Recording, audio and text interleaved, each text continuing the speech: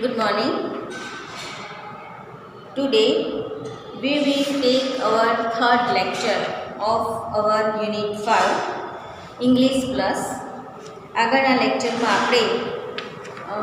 આપણો જે main part છે આ ડાયલોગ વિધિના ડાયલોગ એની ચર્ચા કરી હતી.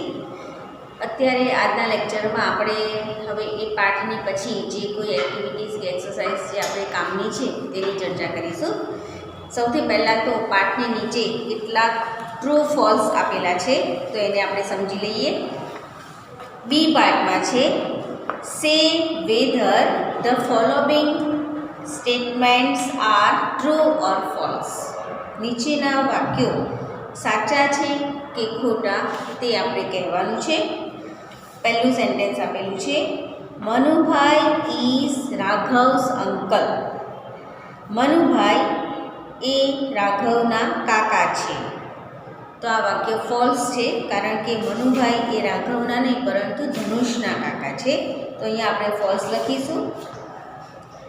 બીજું વાક્ય છે Dhanush wants an account to be opened with the bank because his father told him. શું કહે છે અહીંયા કે ધનુષ બેંકમાં પોતાનું ખાતું ખોલાવવા ઈચ્છે છે કારણ કે તેના ફાધરે તેના પિતાએ તેને કહ્યું હતું.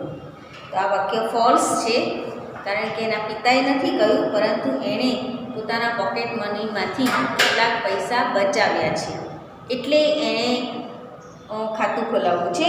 એટલે આ વાક્ય અહીંયા ફોલ્સ સાબિત થશે તો આપણે અહીંયા લખીશું ફોલ્સ. ત્રીજું વાક્ય છે Dhanush uncle will help them to open an account.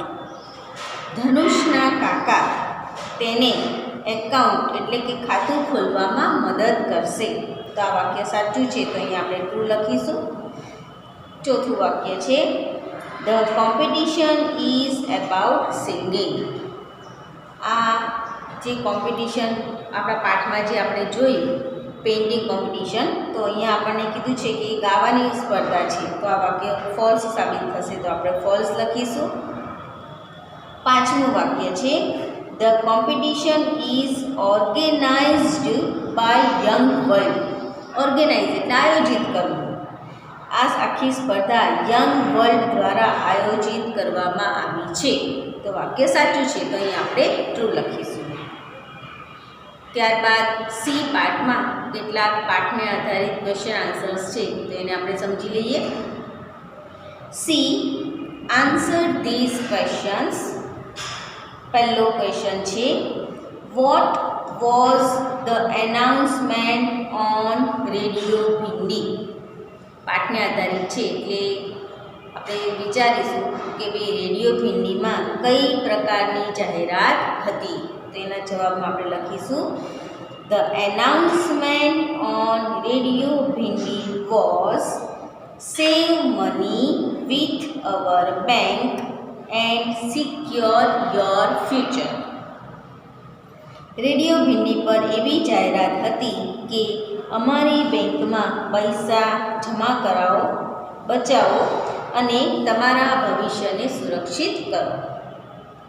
બીજો પ્રશ્ન આપ્યો છે write two announcements which you heard on FM અથવા તો ટીવી અથવા તો FM રેડિયો ઉપર તમે કોઈ જાહેરાતો સાંભળી હોય તો એવી બે જાહેરાતો અહીં આપણે લખવાની છે. તો પહેલાં એના જવાબમાં લખીશું make Aircel to Aircel free unlimited calls on Independence Day. સ્વાતંત્ર્ય દિવસના દિવસે એરસેલથી એરસેલમાં તમે ફ્રીમાં મફતમાં અનલિમિટેડ કોલ કરી શકો છો. આ એક જાહેરાત છે. અને બીજી જાહેરાત આપણે એવું પણ લખી શકીએ ફોટો ખીંચ ટ્વિટર પર બીચ. તો આ પણ એક જાહેરાત છે. આપણે આના સિવાયની કોઈ પણ બીજી બે જાહેરાતે જો તમે ટીવી પર કે રેડિયો પર સાંભળતા હોય તો એને પણ તમે લખી શકો છો. ત્યારબાદ ત્રીજો પ્રશ્ન છે why did Dhanush want an account to be opened with a bank. ધનુષ બેંકમાં એકાઉન્ટ ખાતું શા માટે ખોલાવવા ઈચ્છતો હતો? તો એના જવાબમાં આપણે લખીશું ધનુષ હેડ સેવ્ડ સમ પોકેટ મની. ધનુષે કેટલાક ખિસ્સા ખર્ચમાંથી કેટલાક રૂપિયા કેટલાક પૈસા બચાવેલા હતા. And so he wanted to open an account. અને તેથી તે ખાતું ખોલાવવા ઈચ્છતો હતો. And deposit it in the bank. અને એ પૈસાને બચાવેલા પૈસાને ખાતું ખોલાવીને એમાં જમા કરાવવા ઈચ્છતો હતો. ચોથો પ્રશ્ન છે who will help them in getting an account opened. શું પૂછ્યું છે અહીંયા કે તેઓને ખાતું ખોલવામાં કોણ મદદ કરશે? તો એના જવાબમાં આપણે લખીશું Dhanush uncle will help them in getting an account opened.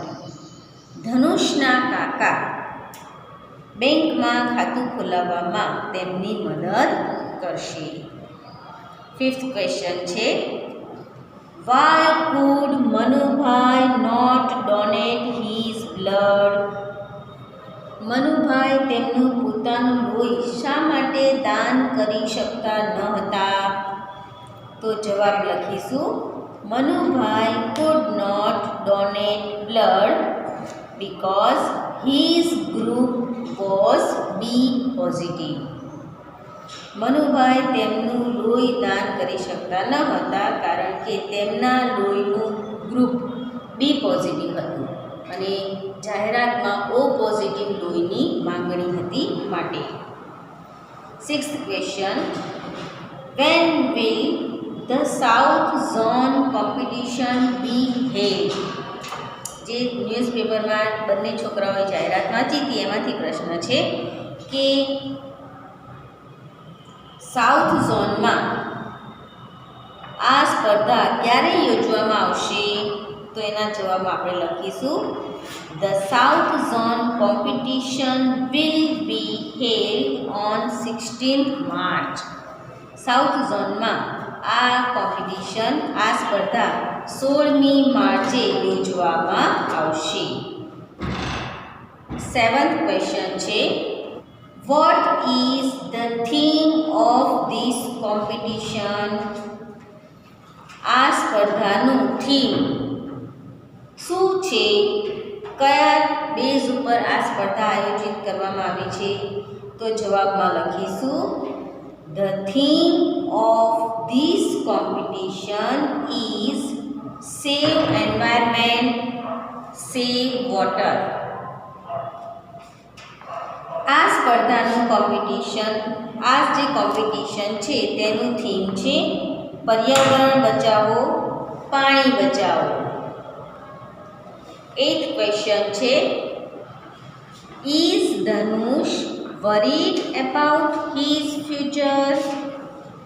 આઠમા પ્રશ્નમાં આપણને પૂછ્યું છે કે શું ધનુષ તેના ભવિષ્ય માટે ચિંતિત છે? તો આપણે જવાબ લખીશું no. Dhanush is not worried about his future. Dhanush તેના ભવિષ્ય માટે ચિંતિત નથી. નાઇન્થ ક્વેશ્ચન છે what must you do to win 1 week animation workshop? અહીંયા આપણને પૂછ્યું છે કે ભાઈ એક અઠવાડિયા માટે જો તમારે વર્કશોપમાં ટ્રેનિંગ લેવી હોય, કોઈ કામ શીખવું હોય તો તમારે શું જીતવું જરૂરી છે? તેના જવાબમાં આપણે લખીશું you must win the first prize to win 1 week animation workshop. એક અઠવાડિયા સુધી જો આપણે વર્કશોપમાં ટ્રેનિંગ લેવી હોય તો આપણે પહેલું ઇનામ જીતવું જરૂરી છે. 10th અને લાસ્ટ ક્વેશ્ચન છે how can you get an entry form? તમે એન્ટ્રીનું ફોર્મ કેવી રીતે મેળવી શકો છો? તેના જવાબમાં આપણે લખીશું you can log on to www.youngworld.org to get an entry form. જાહેરાતમાં આપણને એક વેબસાઇટ આપી છે, એના દ્વારા આપણે ફોર્મ મેળવી શકીએ છીએ. તો આપણે જવાબમાં લખીશું કે તમે www.youngworld.org ઉપર લોગઓન કરી અને એન્ટ્રી ફોર્મ મેળવી શકો છો. તો આવી રીતે એક્ટિવિટી 2 બી અને સીની આપણે ચર્ચા પૂરી કરી. ત્યારબાદ હવે એક્ટિવિટી 3 એમાં બી પાર્ટમાં આપણને એક કોઠો આપેલો છે. એમાં સેટ 1 છે, એમાં એકમાં ક્વેશ્ચન્સ છે અને બીજામાં એના આન્સર્સ છે. ક્વેશ્ચન તો આપણને આખા મળી રહેશે, પણ આન્સર્સ બનાવવા માટે આપણે કેટલાક ખૂટતા શબ્દ એમાં એડ કરવાના છે. તો આપણે એ પ્રશ્નોની ચર્ચા પણ કરી લઈએ. બધા પ્રશ્નો વાયથી બનાવવાના છે. વાય ડિડન્ટ એટલે નકારાત્મક પ્રશ્નો છે. તો બધા પ્રશ્નોના જવાબ આપણે બીકોઝથી ચાલુ કરીશું. પહેલો જુઓ, પહેલો પ્રશ્ન બનશે અને પ્રશ્ન બનાવે છે. પ્રશ્ન યુ નામની વ્યક્તિ બનાવશે અને એનો જવાબ એનો પાર્ટનર એટલે યોર પાર્ટનર એનો જવાબ આપશે. તો યુ પ્રશ્ન બનાવે છે પહેલો, why didn't Arif play football yesterday? શું પૂછે છે યુ કે ભાઈ ગઈકાલે અરીફ ફૂટબોલ કેમ રમ્યો ન હતો? ભૂતકાળમાં પ્રશ્ન છે. તો યોર પાર્ટનર એટલે એનો પાર્ટનર જવાબ આપશે બીકોઝ કરીને. ફૂટબોલ કેમ નથી રમ્યો તો એનો જવાબ આપણને સામે કોઠામાંથી આપણે જોઈ શકીએ છીએ. છેલ્લું છે પેઇન ઇન ધ એન્કલ, એની ઘૂંટીમાં દુખાવો હતો. તો એને આપણે જવાબ તરીકે અહીંયા લખીશું because he had pain in the ankle, કારણ કે તેને પગની ઘૂંટીમાં દુખાવો હતો. ભૂતકાળમાં પ્રશ્ન છે તો ભૂતકાળમાં જવાબ લખીશું. હવે એવી રીતે બીજો પ્રશ્ન બનશે, why didn't Rani sing in the competition? રાણીએ સ્પર્ધામાં કેમ ગાયું નહીં?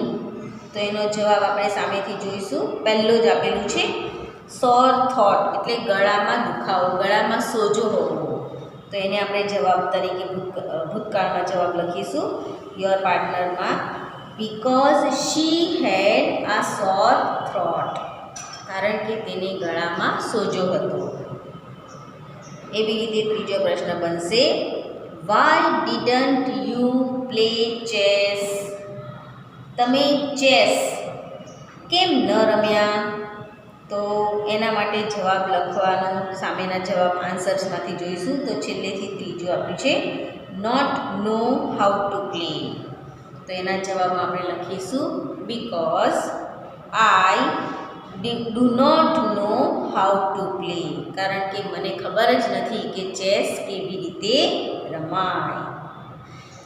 ત્યાર પછીનો પ્રશ્ન બનશે, why didn't you buy a bicycle? તમે સાયકલ કેમ ન ખરીદી? તો આન્સર્સમાંથી આપણે જોઈ શકીએ છીએ. ત્રીજું છે નો મની, પૈસા નથી. તો જવાબમાં આપણે લખીશું because I head no money. ભૂતકાળમાં જવાબ છે કારણ કે મારી પાસે પૈસા ન હતા. ત્યારબાદ પ્રશ્ન બનશે, why didn't the workers go to the factory? Workers કારીગરો ફેક્ટરીએ કારખાને શા માટે ન ગયા? તો સામેના જવાબમાંથી આપણે જવાબ જોઈ શકીએ છીએ. ચોથું છે ઓન સ્ટ્રાઇક, હડતાલ ઉપર હતા. તો જવાબમાં આપણે લખીશું because they were on strike, કારણ કે તેઓ હડતાલ ઉપર હતા. ત્યાર પછીનો પ્રશ્ન બનશે, why didn't your friend go to the cinema? તમારો મિત્ર પિક્ચર જોવા માટે શા માટે ન ગયો? તો એના જવાબમાં આપણે સામેથી જોઈ શકીએ છીએ કે બીજું વાક્ય છે નોટ ગેટ ટિકિટ્સ, એની ટિકિટ મળી જ નહીં. તો આપણે જવાબમાં લખીશું because he did not get tickets, કારણ કે તેને ટિકિટો મળી નહીં. છેલ્લો પ્રશ્ન હવે બને છે why didn't Neha buy the Arabian Nights. નેહાએ અરેબિયન નાઇટ્સ નામની જે ચોપડી છે તે શા માટે ખરીદી નહીં? તો સામે જવાબમાં હવે એક જ બાકી રહ્યું છે, છેલ્લેથી બીજું છે ઓલરેડી રીડ ધ બુક, પહેલેથી વાંચેલી છે. તો જવાબમાં આપણે લખીશું because she had already read the book, કારણ કે તેણે તે ચોપડી પહેલેથી જ વાંચેલી છે. તો આવી રીતે વાયથી પ્રશ્ન અને બીકોઝથી જવાબ એવું આપણે આ સેટ 1ના કોઠા પરથી પ્રશ્નો અને જવાબ બનાવ્યા. એવી જ રીતે સેટ 2માંથી પણ પ્રશ્ન બનાવવાના છે અને એના જવાબ લખવાના છે. એ આપણે હવે નેક્સ્ટ લેક્ચરમાં જોઈશું. અત્યારે આપણે આપણું લેક્ચર પૂરું કરીએ છીએ. જે ફોટા મોકલું તેને તમારે નોટમાં લખવાના છે. Thank you.